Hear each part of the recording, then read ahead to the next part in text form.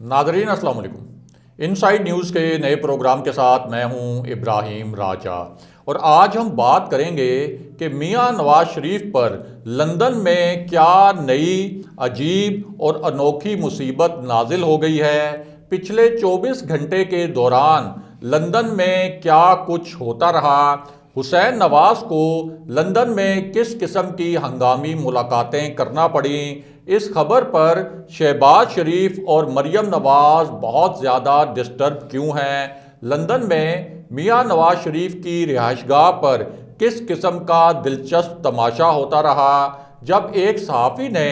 इसहाक डार को रोक कर साकिब निसार की मुबैना ऑडियो के मुतल्लिक सवालात किए तो उस वक्त किस किस्म की गैर मामूली सूरत हाल पैदा हुई। लंदन से साकिब निसार की एक नई वीडियो आने का दावा किसने किया,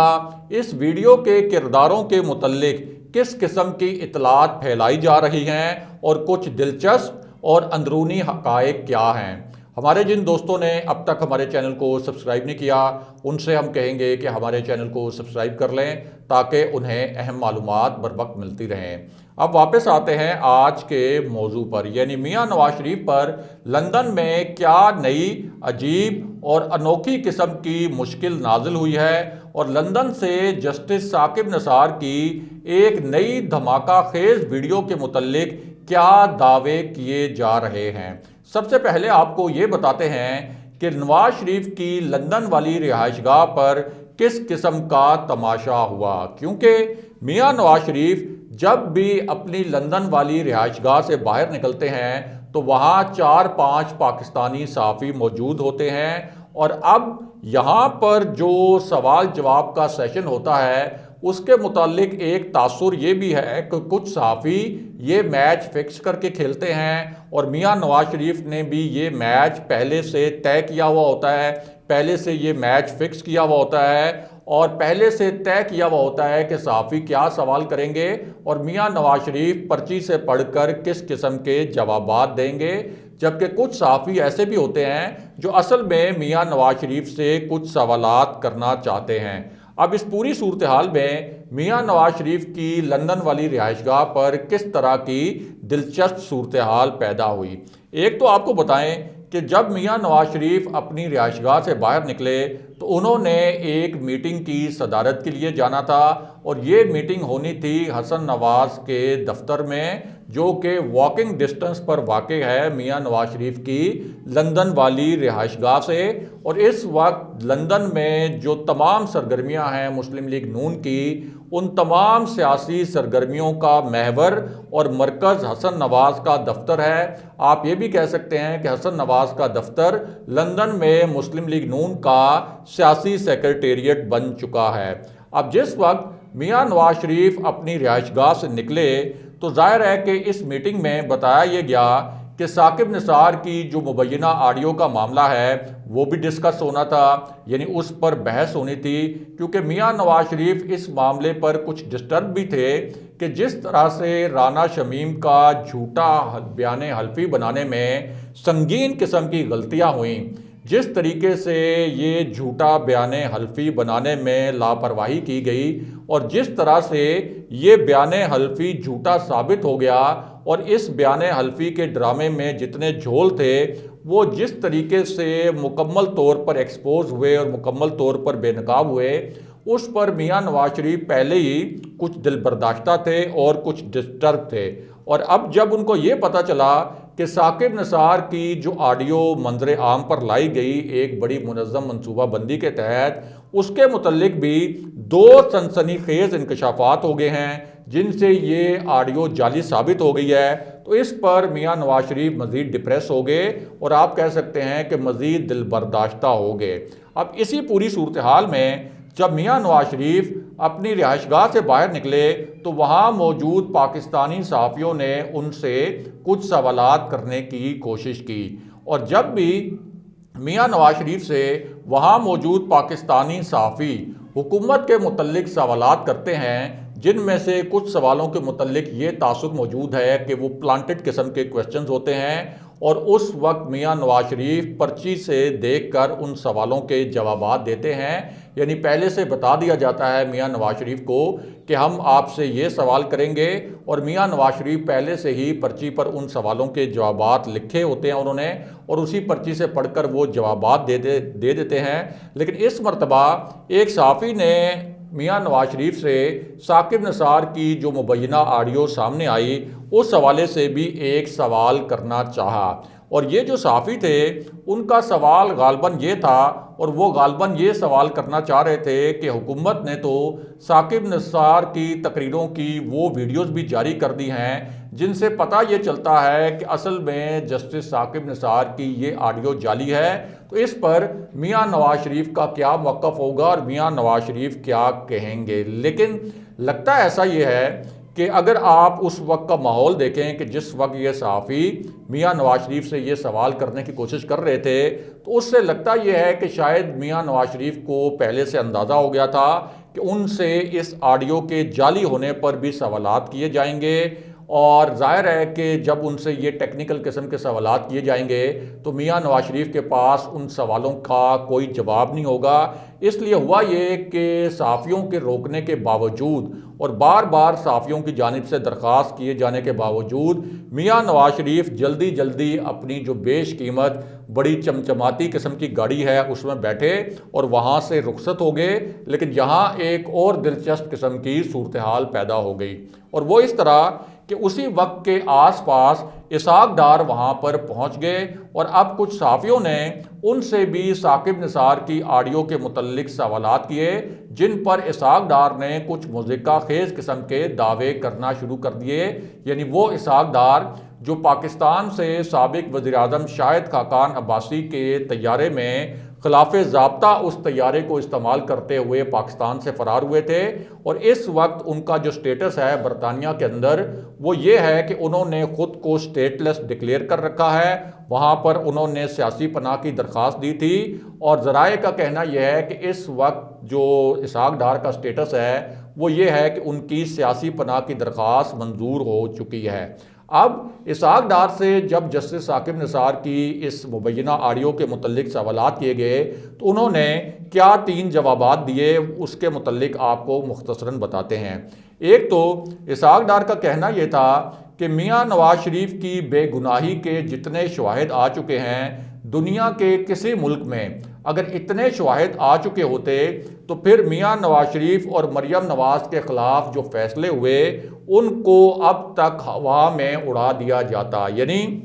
میاں نواز شریف اور مریم نواز کی جو نااہلیاں ہیں ان کو ختم کر دیا جاتا، اور انہوں نے پورا ماحول بنانے کی کوشش کی کہ کسی طریقے سے عدالتیں میاں نواز شریف اور مریم نواز کی نااہلی کے فیصلے واپس لے لیں۔ اس کے بعد اسحاق ڈار نے سپریم کورٹ پر حملہ کیا، اور انہوں نے یہ کہا کہ پہلے جج ارشد ملک کی ویڈیو آئی، حالانکہ جاننے والے جانتے ہیں کہ جج ارشد ملک ایک حلف نامہ دے گئے تھے، اور اس حلف نامے میں انہوں نے کہا تھا کہ انہیں نون لیگ نے بلیک میل کیا، اور ایک کمپرومائز سچویشن میں ان کی ویڈیو ریکارڈ کروائی گئی، لیکن اسحاق ڈار نے اسی ویڈیو کا حوالہ دیا۔ پھر انہوں نے رانا شمیم کے جو بیانی حلفی ہے اس کا حوالہ دیا، حالانکہ رانا شمیم کا جو بیان حلفی ہے وہ مکمل طور پر ایکسپوز ہو چکا ہے، مکمل طور پر جھوٹ ثابت ہو چکا ہے، اور ساتھ ہی انہوں نے ثاقب نثار کی آڈیو کا حوالہ دیا جو کہ اب جعلی ثابت ہو چکی ہے۔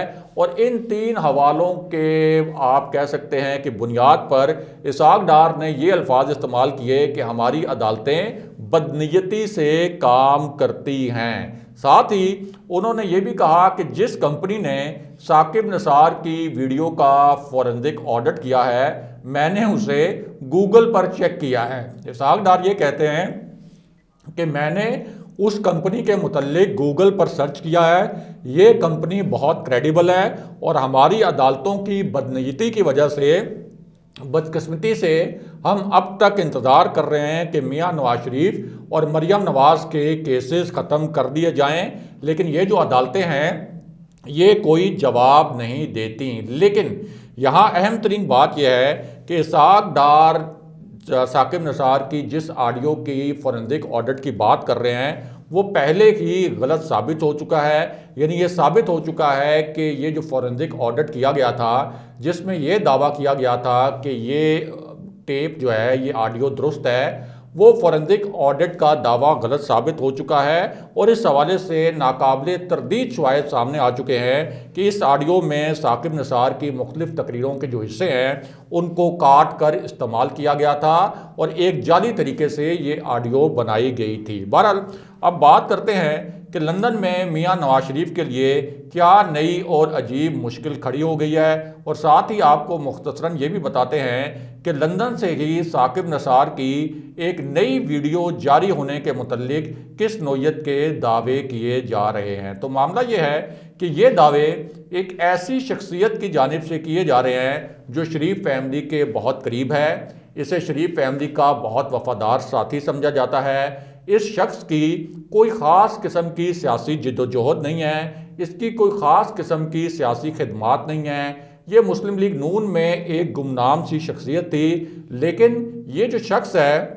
یہ آپ کہہ سکتے ہیں کہ ایک ذاتی ملازم کے طور پر شریف فیملی کے لیے کئی خطرناک کام بھی کر چکا ہے. اور اب یہ اتنا اوور کانفیڈنٹ ہو چکا ہے اور اس کا اعتماد اتنا زیادہ بڑھ چکا ہے کہ اس شخص نے مسلم لیگ نون کے سیکرٹری جنرل احسن اقبال، جن کی بہرحال نون لیگ کے لیے ایک سیاسی جد و جہد ہے، ان کو ٹویٹر پر سر عام شٹ اپ کال دیتے ہوئے یہ کہا تھا کہ آپ کون ہیں، آپ کو تو کوئی جانتا بھی نہیں، آپ کا نام کیا ہے، اور آپ کو ہمیں کوئی بھاشن وغیرہ دینے کی ضرورت نہیں ہے. تو اس سے بھی آپ اندازہ لگا سکتے ہیں کہ اس شخص کا جو کانفیڈنس ہے اس کا لیول کیا ہے. اور احسن اقبال کو شٹ اپ کال دینے کے باوجود مسلم لیگ نون نے اس شخصیت کے خلاف کسی قسم کی کوئی کارروائی نہیں کی، کیونکہ ان کو معلوم ہے کہ اس شخصیت سے وہ بڑے خطرناک قسم کے کام لیتے ہیں اپنے ذاتی ملازم کے طور پر. اور یہ جو شخصیت ہے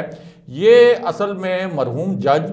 ارشد ملک کے جو ویڈیو سکینڈل تھا اس میں بھی ملوث تھی. اس کیس میں یہ شخص پاکستان میں مطلوب بھی تھا اور یہ شخص لندن میں ہر وقت میاں نواز شریف کے ساتھ نظر بھی آتا ہے. آپ اکثر دیکھتے ہوں گے کہ میاں نواز شریف جب بھی اپنی رہائش گاہ سے باہر نکلتے ہیں تو یہ شخص ان کے ساتھ موجود ہوتا ہے اور یہی شخص ان کی گاڑی کا دروازہ کھولتا ہے اور دروازہ بند بھی کرتا ہے اور خود کو ظاہر کرنے کی کوشش کرتا ہے کہ میں آپ کا ایک ذاتی خدمتگار ہوں اور بہت تابعدار اور فرما بردار ہوں. اور یہ جو شخص ہے اس کا نام ہے ناصر بٹ، جو پہلے بھی ایک ویڈیو سکینڈل کا مرکزی کردار تھا. اور اب اس شخصیت نے دعویٰ یہ کیا ہے کہ میاں نواز شریف کے حق میں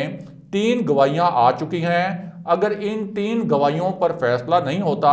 تو چوتھی گواہی بھی جلدی آنے والی ہے جسے کوئی نظر انداز نہیں کر سکے گا. اس کے بعد ناصر بٹ نامی یہ شخص جو ہے یہ کہتا ہے کہ چوتھی گواہی ایک ایسی اصل میں ویڈیو ہے جس میں سب کو یہ پتہ چلے گا کہ میاں نواز شریف کے ساتھ زیادتی ہوئی تھی، یہ زیادتی کن لوگوں نے کی اور اس زیادتی کے حوالے سے میاں نواز شریف کے خلاف اور مریم نواز کے خلاف کس قسم کے منصوبے بنائے گئے تھے. ساتھ ہی ناصر بٹ نے یہ دعویٰ بھی کیا کہ جو باتیں رانا شمیم نے اپنے حلف نامے میں کہی تھیں، یعنی وہ حلف نامہ جو جھوٹا ثابت ہو چکا ہے، جو ایک فراڈ ثابت ہو چکا ہے، اس کے متعلق اب ناصر بٹ کا یہ کہنا ہے کہ جو نئی ویڈیو آ رہی ہے جسٹس ثاقب نثار کے متعلق اس میں رانا شمیم کے الزامات کی تصدیق بھی ہوگی. اس کے ساتھ ساتھ اس سے ایک سوال پوچھا گیا ناصر بٹ سے اور ناصر بٹ کا یہ کہنا تھا کہ اس نئی ویڈیو میں ثاقب نثار کا نام بھی شامل ہے اور ثاقب نثار نے اس ویڈیو میں یہ کہا ہے کہ میاں نواز شریف کو سزا دو، یعنی جو ویڈیو میں لیک کرنے والا ہوں یا میرے ساتھی لیک کرنے والے ہیں. اور رانا شمیم بھی یہی بات کر رہے تھے اور اس حوالے سے بہت جلد ایک نئی ویڈیو ہم ریلیز کرنے والے ہیں اور ایک نئی ویڈیو منظر عام پر آنے والی ہے. یہ کہنا ہے ناصر بٹ نامی اس شخصیت کا اور یہ بات اس نے کسی نجی محفل میں نہیں کی بلکہ اس شخصیت نے یہ بات بھی کیمروں کے سامنے کی. لیکن دوسری جانب جو جسٹس ثاقب نثار کے قریبی ذرائع ہیں ان کا کہنا یہ ہے کہ ایسی کسی بھی ویڈیو کا کوئی وجود نہیں ہے، اور ظاہر ہے کہ ممکن ہے کہ اب شریف فیملی ایک جعلی حلف نامے اور ایک آپ کہہ سکتے ہیں کہ جس طرح سے یہ جعلی آڈیو سامنے لائی گئی اس کے بعد وہ ایک جعلی ویڈیو بھی سامنے لانے کی تیاری کر رہی ہو،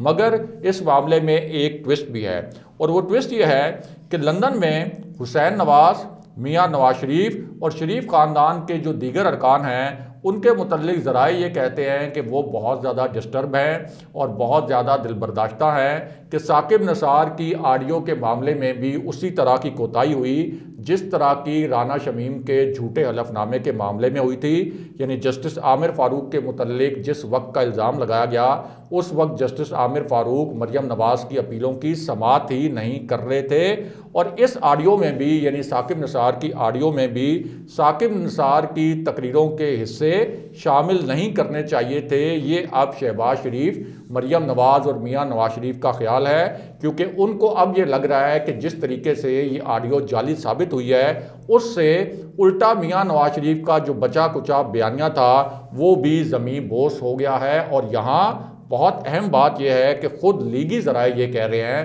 لیگی ذرائع یہ تصدیق کر رہے ہیں کہ میاں نواز شریف، شہباز شریف اور مریم نواز اس معاملے پر بڑے ڈسٹرب ہیں کہ جتنی مہارت سے اس آڈیو کو بنانے کی کوشش کی گئی تھی اتنی مہارت دکھائی نہیں گئی، اور اس میں اتنے بڑے بڑے جھول چھوڑے گئے جس طرح سے رانا شمیم کے بیان حلفی میں چھوڑے گئے تھے کہ اب پوری شریف فیملی پر جھوٹ بولنے کا الزام بھی لگ رہا ہے، اور ان کو بہت بڑا سیاسی دھچکا بھی لگا ہے، کیونکہ اس سے پہلے تو میاں نواز شریف جب یہ کہتے تھے